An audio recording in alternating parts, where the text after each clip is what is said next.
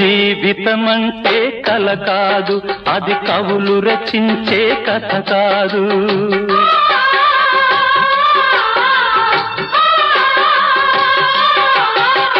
జీవితమంటే కల కాదు, అది కవులు రచించే కథ కాదు. కనుమరుగైనది సిరి కాదు, అది మనదని తలచుట సరికాదు. కుడి ఎడమైతే పొరపాటు లేదను నానుడి సత్యం కాదు, ఇది అందరికి అర్థం కాదు. ఓ